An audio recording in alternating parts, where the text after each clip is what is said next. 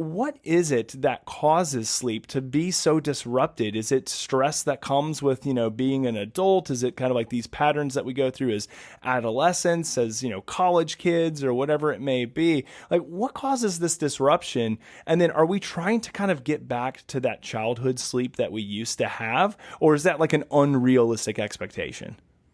Yeah, such a great, kind of context to come from, and observing your kids and seeing how just the natural act of this, and even the concept of sleep being a skill. I also get the irony of that. I get the fact that if we were to go back thousands and thousands of years and try to make this argument to, our hunter-gatherer ancestors or what have you, it likely might have landed very differently at that point, because there's just a very different set of, variables at the time. And yet where we're at now, part of where I see part of the problem of what we're dealing with, and a lot of what I'm dealing with clients of, kind of bringing us back to basis, the why of this actually goes back to a stat out of the World Health Organization that back in 2016, they'd gone through a series of kind of looking at the behaviors of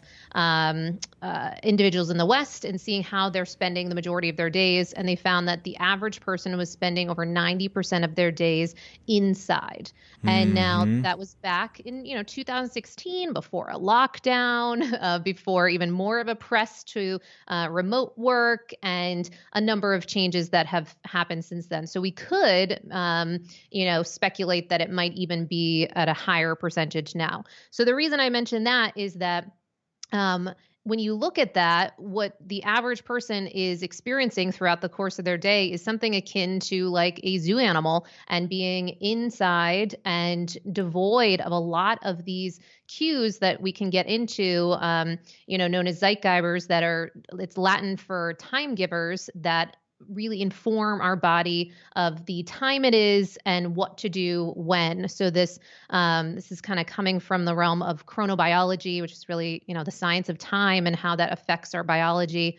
And so from that place, we get to understand that there's so many things that are just, kind of locked and loaded into the, daily rotation of being outside in nature, exposed to the elements, that we are now cut off from and devoid of in a lot of ways by being inside, being under faux lighting, also the ambient temperature that, could very well be set an entire consistent set point throughout the entire day that would have never happened in nature.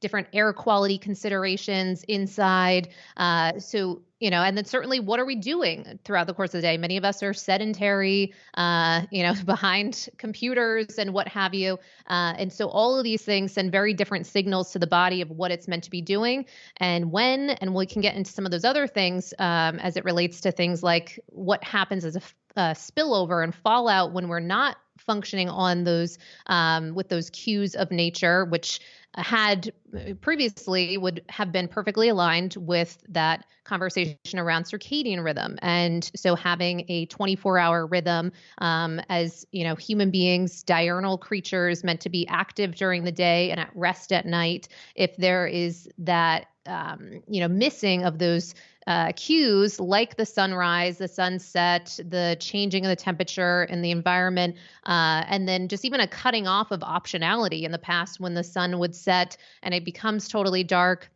we would imagine, have difficulty going out and hunting in total darkness, no refrigerators, no pantries. So that even limited further the times you would eat. So we lean into something called circadian rhythm intermittent fasting for people, often to really start to, if nothing else, they're starting to really look at even the timing of their food and how that can inform the body. So it's just a really exciting area. And I'm happy to go through some of the key and top-down ones that further, inform ourselves of what time it is and what to be doing when. And all of this really helps, even though I know there's a lot of like terminology and what have you, that it's actually in the long run, once we start getting connected to this, can further simplify our days, inform us of what to be doing when, and then make all of this really simple and automatic so that we get to back to, your son and just the automaticity of his ability to kind of fall asleep at will, that we get to do the same thing on a regular and consistent basis. Yeah, it's great because I agree with everything that you just mentioned. I mean, with my son too, I think about it with both of them, but especially my 3-year-old, because he's a little bit older, so he's just a little bit more easy to kind of manage and watch what he's doing, whereas the other one's just kind of going nuts all the time. Oh, poor Micah. But Regan, like, we get him up. He goes outside. One of the first things he does is he goes outside and he gets sunlight. He's very active and plays outside like all the time.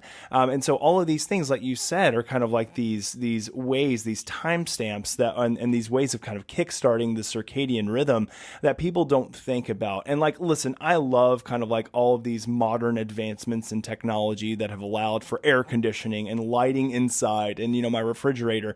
And so it's not to kind of like push back on all of those things. And I know you aren't, but what it's to say is that sometimes that goes to the detriment of us removing ourselves from the other things that are really good for us, like getting out and getting sunlight, especially early morning in the eye, doing things like forward movement generation in the morning. So walking, kind of enjoying a bit of fresh air in nature. And all of these things are things that, are things that we can easily build into our schedule. Really, anyone could build these things into our schedule. But a lot of times it just takes kind of the proper education, number one, kind of knowledge of what to do and when to do it, and then kind of just action and motivation to move forward and kind of help reset that. Thanks for listening to the Hanu Health Podcast. We hope you enjoyed the show. This podcast would not happen without listeners and supporters like you. And the best way to support us and the show is to head on over to iTunes and provide us with a 5-star review. This helps us reach others and spread the good word of breathing and stress resiliency. If we read your 5-star review on air, please reach out to podcast@hanuhealth.com with your name and mailing address, and we will send you some sweet Hanu gear. Until next time, breathe better and stress less.